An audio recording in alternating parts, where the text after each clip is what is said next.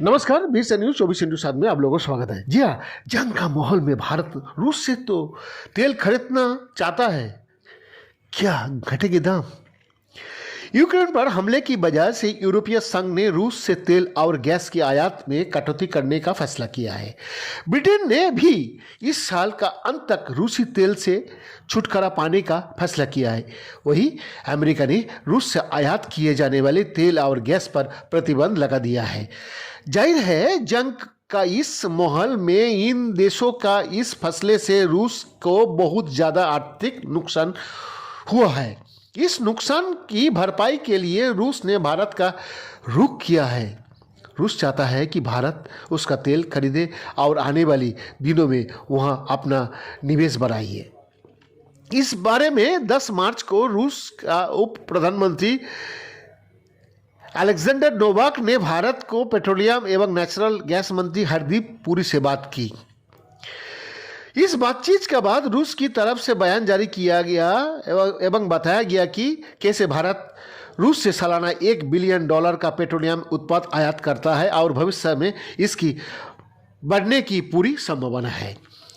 समाचार agency Reuters के मुताबिक भारत कच्चे तेल और अन्य वस्तुओं का रूस से रियायती कीमती पर लेने पर विचार कर रहा है, लेकिन भारत सरकार की तरफ से इस पर कोई आधिकारिक प्रतिक्रिया नहीं पा गया है। ये भी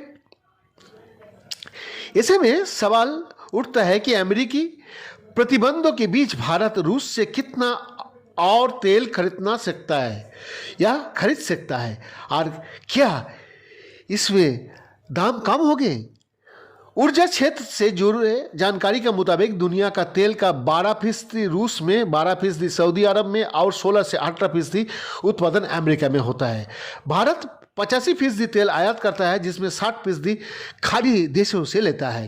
तेल आयात करने के लिए भारत सऊदी अरब और अमेरिकी पर ज़्यादा निर्भर करता है। इसका अलावा Bharat Iraq, Iran, Oman, Kuwait, रूस से भी तेल लेता है और कुछ स्मार्ट मार्केट से भी खरीदता है।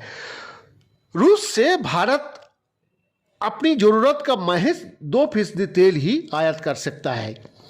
जब यूरोप के तेल की ज़्यादातर जरूरतें रूस पूरा करता है, तो भारत मित्र देश होने के बाद भी रूस से केवल 2% ही क्यों खरीद पाता?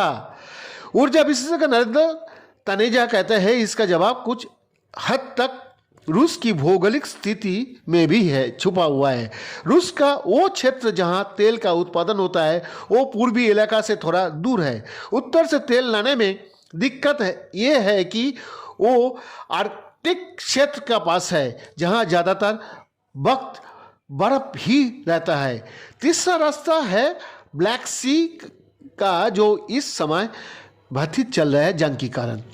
पिछले 10 साल में भारत ने तेल के आयात में एक देश पर निर्भरता का खत्म करने के लिए कई और देशों से तेल खरीदना शुरू किया है, जिसमें अमेरिका और रूस भी शामिल है।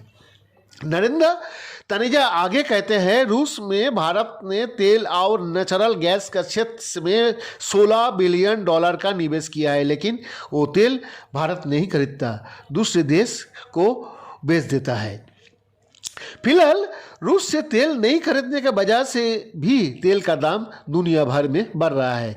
ऐसे में माना जा रहा है कि रूस भारत को कम कीमत पर भी तेल बेचने को तैयार हो सकता है। बावजूद इसके जानकारी की माने तो भारत के लिए रूस से तेल का आयात बढ़ना मुश्किल है। पूर्व केंद्रीय वित्त सचिव सुभाष चंद्र गर्ग कहते हैं, रूस से तेल खरीदने पर अमेरिका में प्रतिबंध लगे है।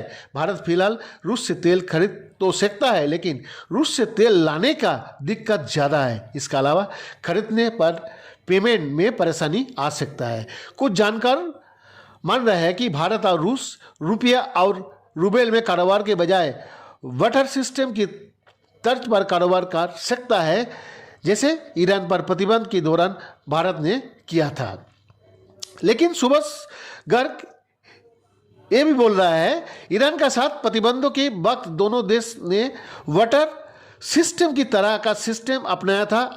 भारत जितना तेल ईरान से खरीद रहा था, उतनी कीमत का गेहूं ईरान भारत से खरीद लेता, जिससे पैसे को तेल देने की ज़रूरत नहीं पड़ता, लेकिन उस वक्त शिपिंग लाइन चालू थी।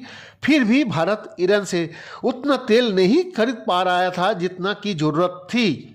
ईरान की रुपया में कारोबार से दिक्कत नहीं थी, ईरान को उस वक्त ज़्यादा ज़रूरत थी, इस वजह से वो संभव हो पाया। लेकिन रूस और भारत के बीच तेल आयात करने के लिए इस समय परिस्थितियाँ अलग है। रूस से तेल भारत आए कैसे, इसमें ही दिक्कत है, तो वाटर सिस्टम चल नहीं सकता। ब्लैक सी से व्यापार व्यतीत है और साइबेरिया साइट पर रूस अपने ही सामान नहीं पहुंच पा रहा है। दूसरी दिक्कत है रूस और भारत का बीच निर्यात और आयात एक जैसा नहीं है। भारत रूस से खरीदता ज़्यादा है और बेचता कम है। तीसरी समस्या है तो रूस रुपया में कीमत लेने का इच्छुक है और भारत रूबेल लेने का, तो ईरान वाला मामला यहाँ नहीं चल सकता है। चीन ने रूस से गैस और तेल लेने के लिए पाइपलाइन बिछा रखी है जो भारत के पास नहीं है। इसके अलावा युद्ध का माहौल में रूस से तेल लाने वाली जहाज मिलना मुश्किल है और अगर वो मिल भी जाए तो इस समय उनका बीमा करना मुश्किल है। बैद्यनाथ दास का रिपोर्ट 20 न्यूज़ 24 न्यूज़।